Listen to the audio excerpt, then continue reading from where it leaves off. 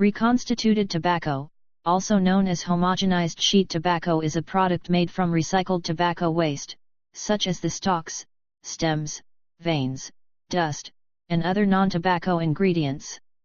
Manufacturers spray and impregnate reconstituted tobacco with nicotine and other substances that are lost during the production process, along with as many as 600 other chemical additives. Many of these additives may come as a surprise, such as ammonia, which aids in the delivery of nicotine, and chocolate, which is used to mask the bitter taste of tobacco. Schweitzer Maudet International of Alpharetta, Georgia is a major supplier of reconstituted tobacco wrappers, and the world's largest supplier of fine papers for the tobacco industry. Their reconstituted tobacco wrappers currently cover the majority of the world's cigarillos, and a high percentage of large cigars produced and marketed in the United States. The rise in the production and consumption of cigars is a direct result of cannabis being rolled in either reconstituted tobacco cigar binders, or pre-cut reconstituted tobacco sheets. This combination is what is known as a blunt. The name blunt itself is in reference to Philly's Blunt, which was the cigar of choice that began this phenomenon. On September 22, 1992, legendary hip-hop artist Redman released his debut record titled, What? The album. He literally taught listeners on track 18 how to roll a blunt. Redman mentioned Philly's Blunt cigars 4 times in the song, and introduced this gimmick, as he called it, to American youth nationwide.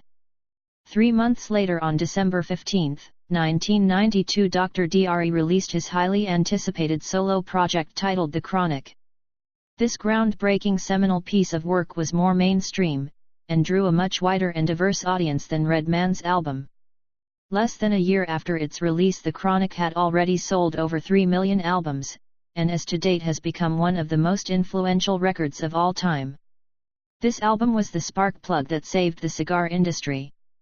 In the first 3 quarters of 1992, the cigar industry was continuing the downward spiral that begun in 1964. On track 15 of The Chronic, hip-hop artist RBX makes an emphatic reference to Philly's blunts as a way to roll and smoke cannabis. As I mentioned earlier, from 1964 until 1992, the cigar industry experienced a 28-year steady decline in the production and consumption of cigars.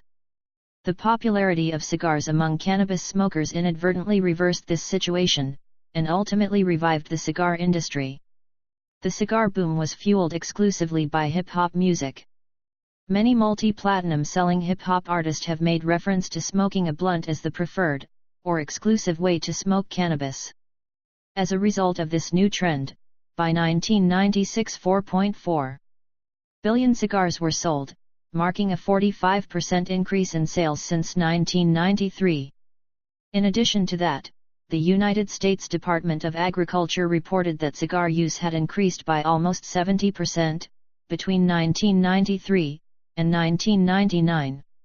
Tobacco giants Swisher International and Imperial Brand are big players in the cigar industry, and produce some of the most popular brands of cigarillos sold at just about any liquor store, gas station, mom-and-pop market, or convenience store throughout the United States. Brands such as Swisher Sweets, Optimo, Backwoods, Phillies, and Dutch Masters are a staple among cannabis users across the country. They come in just about any flavor you can imagine, from cognac to strawberry. Other brands, such as Royal Blunts, Double Platinum, and many other brands concentrate on flavored reconstituted tobacco sheets, which are used exclusively to smoke cannabis. Because reconstituted tobacco cigars are cheap and highly accessible, they are extremely popular among the youth. Smoking blunts leads to mainstream cigar smoking. For example, many people who smoke blunts, smoke black and milds. A black and mild is a 4 to 6 inch cigar made of pipe tobacco.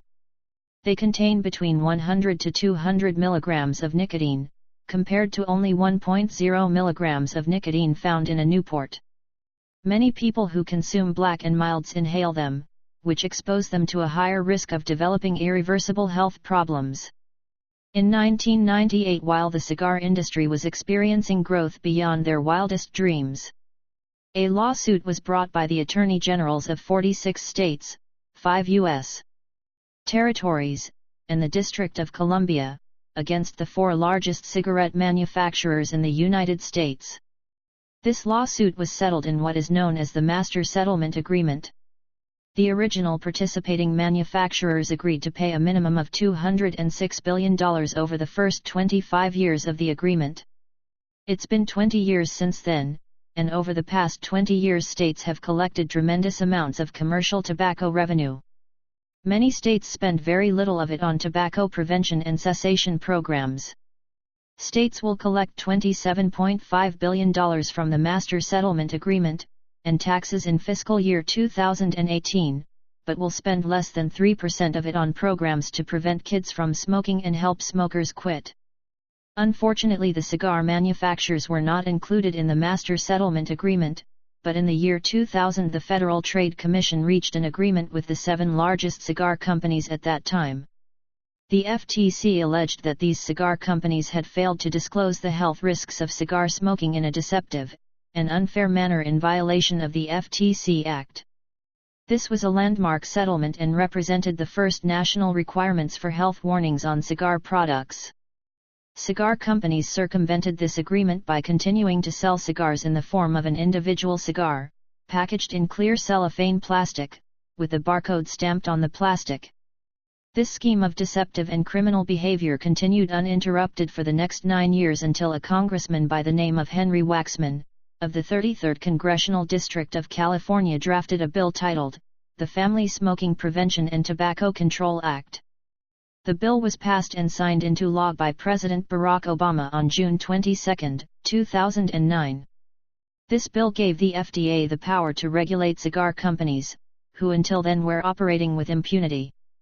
Before the bill, companies like Swisher International and Imperial Brands sold billions of cigars without the Surgeon General's warning, and failed to warn the public about the dangerous health consequences of cigar use including death.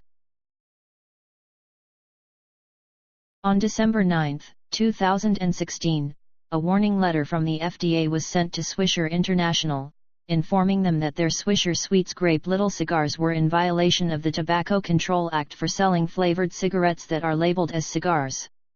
The FDA's Center for Tobacco Products determined that, although labeled as a cigar, the product meets the definition of a cigarette. Labeling cigarettes as cigars is deceptive, misleading and a clear path to mainstream cigarette usage. The Tobacco Control Act banned cigarettes from containing candy and fruit flavors. Originally the name blunt referred to the way that a particular cigar was rolled and shaped, but now the name blunt is synonymous with cannabis. This confusion is dangerous because many cannabis smokers who use reconstituted tobacco cigars believe cigars to be less harmful than cigarettes. Unfortunately, this is far from the truth. In fact, it's quite the opposite. According to the National Cancer Institute, cigars contain higher levels of cancer-causing substances. Cigar smoking causes cancer of the oral cavity, larynx, esophagus, and lungs. Like cigarettes, cigars contain nicotine, the substance that causes tobacco dependence. One full-size cigar can contain as much nicotine than an entire pack of cigarettes.